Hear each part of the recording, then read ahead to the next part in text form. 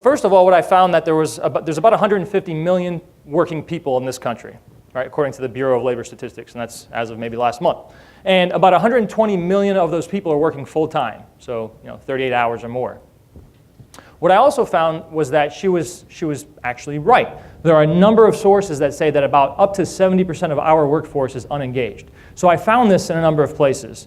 So now I'm even more interested. Right, this seems like it shouldn't be happening, right? Without even knowing what it means to be unengaged, it sounds like 70% is just too much. So the next obvious step for me, and again, I'm a recovering academic, so what I did next was I did a little more research, and I found that there are really two parts to this that most people agree on. Engagement is actively participating in something. If we're actively doing something, we're engaged. So, all right, I wanted more.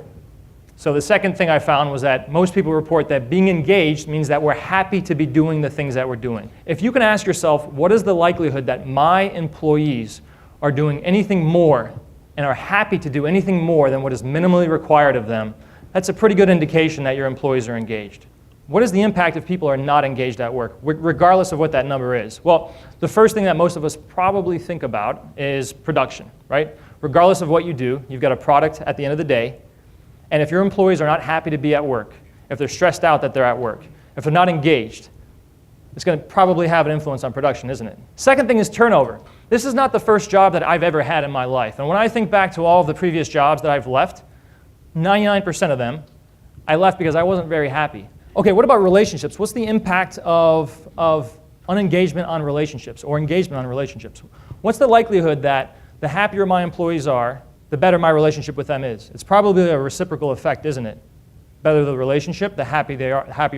The happier they are, probably the better relationship that I have with my employees. So there is certainly some influence between engagement and our relationships. Well, what about safety? Obviously, a lot of us are here today because we're interested in safety.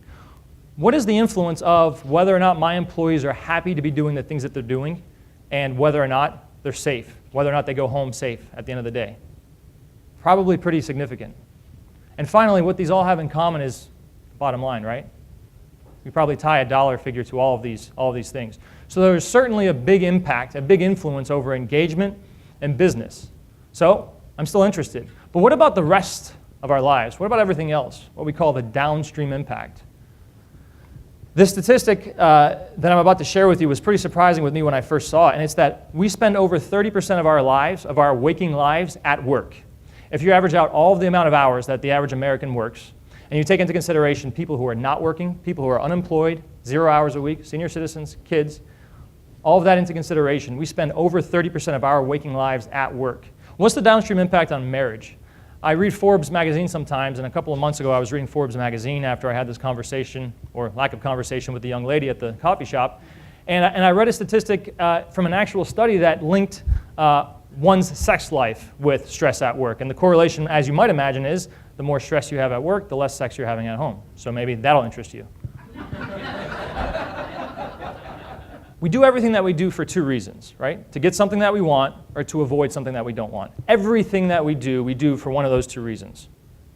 To get something that we want, or we do it to avoid something that we don't want. Now, as I said earlier, I'm a big food guy. I like to eat food a lot. So I'm going to use another food example. And my example is, I've got 5 guys in my close group of friends that get together about twice a year. We try to get together at least twice a year.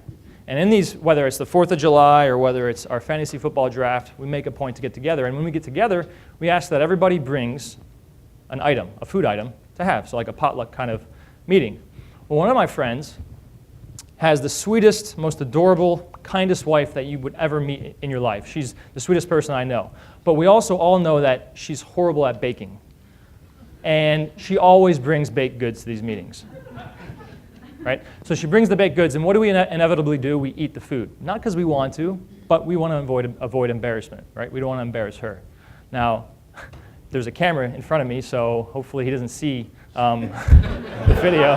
Just kind of blew my cover there. Some suggestions for creating the conditions for success. Some suggestions for having any movement on this number, from 70% to maybe 50 to 30, wherever we go. There's some things that I would like to suggest that we start to do as leaders. The first is, don't police people.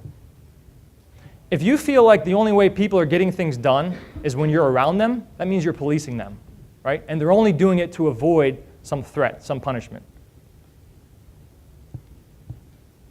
Find out what frustrates people and try to help them out. Try to fix it, right? Ask questions. That was also mentioned earlier today. Ask questions. Of course, we've heard this one, don't micromanage.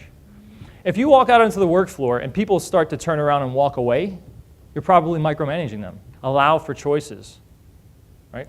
Allow for choices. You know, I am where I am today because of many, many choices in my life. I've made millions of choices. We all have. Now, had I made different choices, I'd probably still be okay, right? And the same goes for your employees. And this goes back to micromanaging.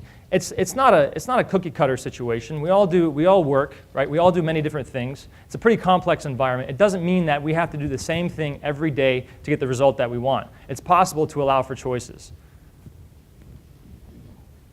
And learn the fundamentals of behavior. Now, each and every one of you are here today to do that. So you certainly have a start. And when I say learn the fundamentals of behavior, I don't mean that it takes a budget to do this. I don't mean you have to buy a course. Maybe it takes picking up a book and learning a little bit more, reading an article. Start to learn the fundamentals of behavior. Somebody once told me that we don't have the right to make money at work where people are getting hurt. I completely agree with that. I don't think we should have the right to make money where people are not happy. Thank you very much.